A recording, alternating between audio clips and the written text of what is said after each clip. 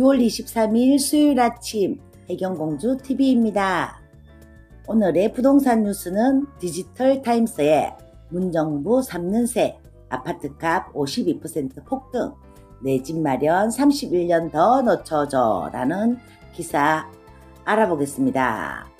경제정의실천시민연합은 23일 기자회견을 열고 문재인 정부 3년 동안 서울 아파트 중위값은 한 채당 3억 1,400만원, 즉 52% 폭등했다고 밝혔습니다. 경실련은 KB국민은행 주택가격 동향, 한국은행, 통계청 발표 자료를 바탕으로 각 정권 출범 첫 달과 마지막 달의 서울 아파트 중위값을 비교한 것입니다. 그 결과 이명박 정부에는 1,500만원 하락, 박근혜 정부에서는 1억 3,400만원 상승, 즉 29% 오르는 등 두 정권에 걸쳐서 26%의 상승률을 보였습니다. 서울 아파트값 변동에 따른 불로소득은 박근혜 정부와 문재인 정부에서 각각 155조 원과 493조 원에 발생한 것으로 추산된다고 합니다. 이명박 정부 때에는 도리어 35조 원 감소했다고 하네요. 전국 아파트 중위값 상승률은 이명박 정부 때 6%, 박근혜 정부 때 27%, 문재인 정부 때 20%였습니다.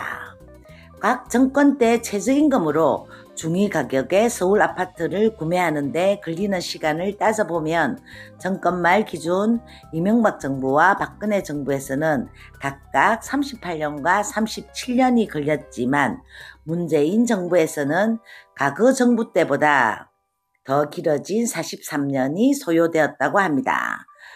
하여 경실련은 문재인 정부가 소득 주도 성장을 표방하면서 3년간 최저임금을 가장 많이 인상했으나 서울 아파트값이 3억원 넘게 오르는 바람에 최저임금으로 아파트값을 장만하는 데 걸리는 기간은 오히려 더 늘었다고 설명했습니다.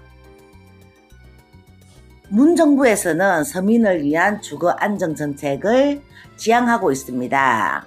하지만 부동산 대책이 나오면 순간 안정이 유지되다가 도리어 어느 기간이 지나면 그 주위 지역이 아니면 비규제 지역이 풍선 효과로 인해서 가격이 상승하고 있었던 모습입니다. 하여 3년 새 52% 폭등, 어마어마한 폭등을 이루었다 그죠? 네, 다음 소식 또 알아보겠습니다. 서울경제에서는 이런 제목이 나왔습니다. 너무나 다른 집값 해법. 한국은 수요를 누르자 해외는 공급을 확대하자 라는 이야기가 나오고 있다고 합니다. 자, 독일과 프랑스 그리고 이탈리아, 영국의 부동산 정책을 간단하게 살펴보도록 하겠습니다. 독일은 글로벌 금융위기 전까지 세계에서 주택시장이 가장 안정된 나라로 꼽혔다고 합니다.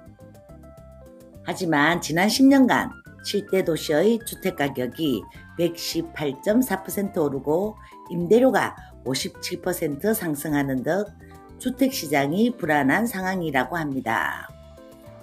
허윤경 건설산업연구원 연구위원은 독일의 주택 수요는 확대되었지만 공급시장이 비탄력적이어서 가격 상승을 막지 못한 것으로 보인다. 이에 정부가 공급 확대나 자가 보유 지원, 그리고 세제 개편, 임대료 통제 등 노력을 기울이고 있다라고 말했습니다. 영국 한번 살펴보겠습니다. 영국 역시 1990년대 중반 이후 주택가격 급등으로 고민이 깊은 나라입니다. 영국은 경제협력개발기구 주요 20개 중 금융위기 후 주택가격 상승률이 6번째로 높은 국가입니다. 이에 건설산업연구원 이태희, 김성환 부연구위원은 영국 정부는 주택시장 불안의 근본 원인을 공급 부족으로 진단하고 공급 확대 방안을 담은 종합주택정책을 발표했다라고 합니다. 또 영국은 청년층 생애 첫 주택 구매자를 대상으로 다양한 주거 사다리 지원 프로그램을 운영하고 있으며 한국도 디딤돌 대출이나 신혼희망타운 같은 무주택자 주택 구입 지원 정책이 존재하지만 수혜 대상의 폭이 매우 협소하고 공급량도 제한적이다. 영국처럼 중산층이 포함된 대다수 무주택자를 대상으로 하는 주거사다리 지원 정책이 필요하다라고 제언했습니다.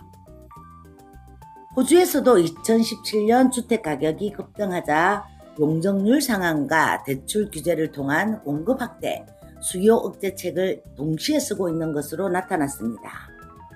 싱가포르는 공공주택을 대다수 국민에게 공급하는 한편 주택 구매를 연금제도와 연결하는 주택금융 및 보조금 지원 제도를 활용한 것으로 알려졌습니다.